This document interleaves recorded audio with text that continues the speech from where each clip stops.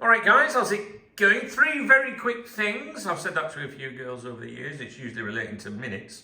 Number 1, I will be live on here tonight at 6:30 PM UK time, so please do come along for a chat. Number 2 was new Facebook group. I've created a new Facebook group for Cop Talk. I've got one already. It's got more than 100,000 people in it, but it's a private group. This one's a public group. I want it to be more accessible to people. So if you check the comments underneath this video, the pinned comment will have a link to the new group. Click on it. It'll take you through. You can join me and everybody else, and that's where you'll find me in between videos. The third thing is, my eyes are playing up a bit today. They're very sore. I think it's because I've got the aircon unit on over there. So I do apologise if during this video I'm rubbing my eyes all the time. We're going to take a look at this amazing article. That's right. It's from Anfield Watch, and it's titled "Liverpool Closing In on Brilliant Double Transfer," and it's by Ben Boxsack.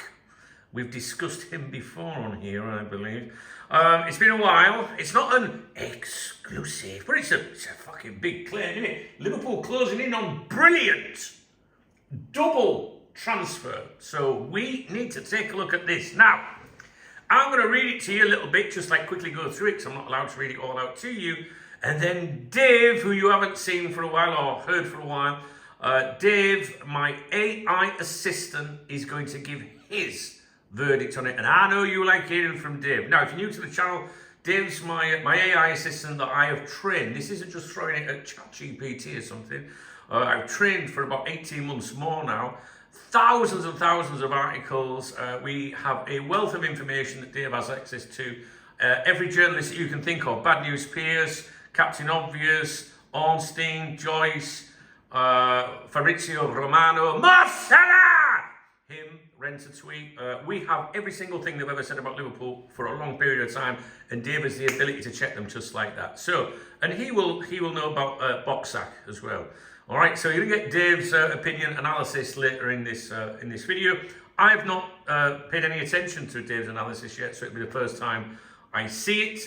What else is there to tell you? Right, so if you don't know a website, its reputation, or whether it's credible or anything, especially when it's got exclusive in the title, what I do is I judge it by the amount of advertising on the website, right? Because look, websites need advertising, right, to survive. Although the VIP members website here has 0 advertising, just saying, but there is a membership fee on there.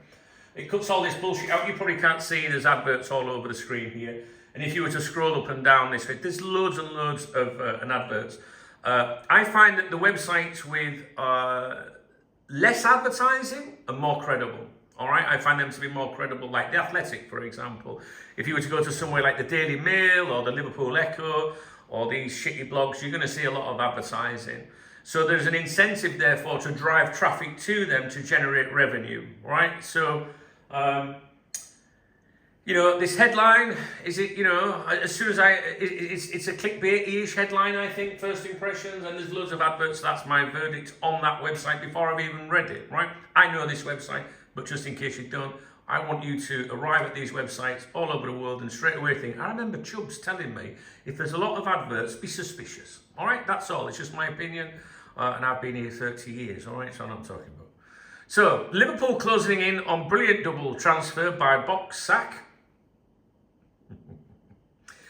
Liverpool are clearly entering a new chapter, and the fingerprints of Richard Hughes and Michael Edwards are already starting to appear all over the club's decision-making. This was published, by the way, before today's transfer activity and news that we've become aware of.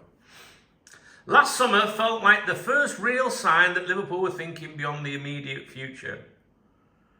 Rather than making short-term fixes or patching up weak areas, the club appeared to be laying the foundations for the next great Liverpool side. It was the beginning of a rebuild, even if it didn't always feel like one on the surface. What the fuck is that shite? What the fuck is that on about? What? Listen, we did some shit last year, right, in the summer. We made some good signings, and we made some not so good signings, and we also fucked up on Mark Gay, all right? So I'm not bigging them two. Fucking, they know the fucking fingerprints of them. A number of players who had been key figures during the Jurgen Klopp era moved on, bringing an end to a site. We want to know about the headline. This is just all filler, right? Let's keep going. Let's keep going. This is all filler so far. The message from Hughes and Edwards is becoming increasingly clear. Is it fucking never hear from them? It's about clear as fog. Liverpool are not simply building a team for next season. They are trying to build a squad capable of competing for the biggest honours for years to come. Creating a sustain... I can't read this shit. Let's keep going. Blah, blah, blah. And there will be more talents coming to Anfield ready to make their mark. This summer has seen Liverpool agree a deal for Samuel Martinez from Colombia. Javier Parker from Manchester City looks likely to join the Reds. And now the club is also closing in on a brilliant double deal.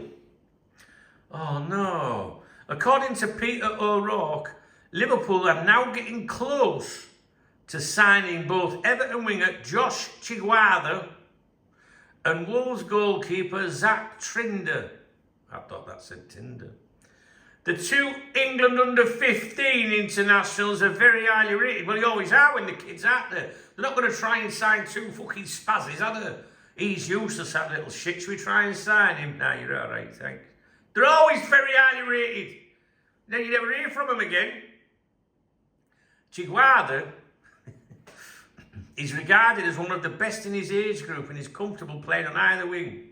He became the youngest debutant for Everton's under-18 team of all time last season.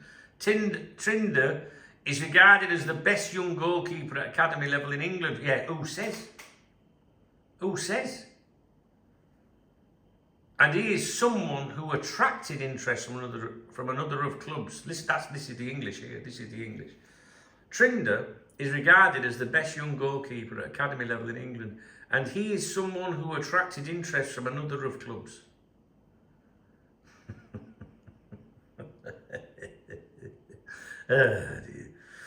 There's also room for them to come to Liverpool in their particular age groups. Yeah, move on. It ends by saying, it looks like, don't say it looks like here, does it? In fucking headline. It looks like Edwards is building a generational team. This is exciting. It's not a couple of under 15-year-old kids. You think that's exciting? I couldn't give a fuck about a 15-year-old, 16, 17-year-old. No, I'm not interested. The amount of kids I've seen Liverpool sign. Liverpool beat off Barcelona for this wonder kid. Never fucking heard of him again. You know what I mean? We've got a great kid at the club now. He can't even get a game. Right, here we go. Let's get on to Dave's review. Never mind my waffle. Let's see what Dave says. It's been a while. Anfield Watch strikes again. Author Ben Boxsack. At this point, Anfield Watch are becoming the football journalism equivalent of those YouTube thumbnails with a giant red arrow pointing at absolutely nothing. And Ben's Boxsack seems to have perfected a particular style. 1. Write a dramatic headline. 2. Spend 80% of the article discussing something only loosely related. I told you, didn't I? Scrolling. 3. End with an opinion. And 4. Hope everyone forgets what the headline promised. Let's see if this one is any better. Headline versus article content. Headline, Liverpool closing in on brilliant double transfer. What would a reasonable reader expect? Liverpool close to signing 2 players. Some details, why they're brilliant. Maybe negotiations, fees, sources, timelines. What the article actually delivers. Liverpool might sign Josh Chiguarda, Everton under-15 winger, and Zach Trinder, the Wolves under-15 goalkeeper. That's it. Not first-team players. Not academy stars already making headlines. Not elite European prospects. Not major transfers to 15-year-old kids. The headline deliberately avoids mentioning that. Had they written Liverpool close to signing 2 England under-15 prospects, their click-through rate would have collapsed faster than Everton's trophy hopes. Dave! Oh my days! Verdict. Headline technically true, but deliberately designed to make readers assume something much bigger. Clickbait rating 8.5 out of 10. Look at my eyes are pointing out my head. I need to retire. I need to retire. I'm going to have to go back to podcasting. I ain't had time. How much of the article is actually about the headline? The approximate breakdown, the introduction and the Hughes-Edwards philosophy was around 420 words. It included the Klopp era, rebuild, long-term planning, age profiles, Isak, Frimpong, Wharton, Diamante and future planning. None of this is the double transfer. The actual transfer story, 140 words. The entire transfer claim boils down to Peter O'Rourke says Liverpool are closely signing Chiguada and Trinder. That's basically it. Author opinion, 90 words. Pathways, future opportunities, excitement and generational team. So the percentage breakdown, the actual news of the headline is 22%. Background filler, 63%. And opinion speculation, 15%. The source problem. Notice something interesting here, Dunk. This is supposedly Liverpool closing in on brilliant double transfer. Yet the source is, according to Peter O'Rourke, so not Anfield Watch reporting, not box sack reporting, not an exclusive, and not sourced by them. They're effectively rewriting somebody else's bullshit. No, it says report, somebody else's report. Blogger bingo, let's count the usual suspects. Understands, 0. Usually we get a lot of understands, don't we? You know, Anfield, what they call Anfield Watch understands that, but they're quoting someone else, aren't they? Credit where it's due, says Dave. Fair enough. That's right. There was 0. Sources say 0. Looks likely 1. Javier Parker from Manchester City looks likely to join. Classic Edge appears 3. Appeared to be laying foundations. Appear to be prioritising, appears to be building. Looks set, 1. Growing, 1. Growing pool of prospects was that word, inclusion. Looks like, 1. Looks like Edwards is building a generational team. Edwards can go fuck off as far as I'm concerned. I'm surprised he's still here. So the blogger bingo score, medium, less egregious than some Anfield Watch pieces. Still loaded with assumptions presented as observations. How do you pronounce that? I can't remember how to pronounce it. It's not a word in my vocabulary. Biggest hole in the article, brilliant.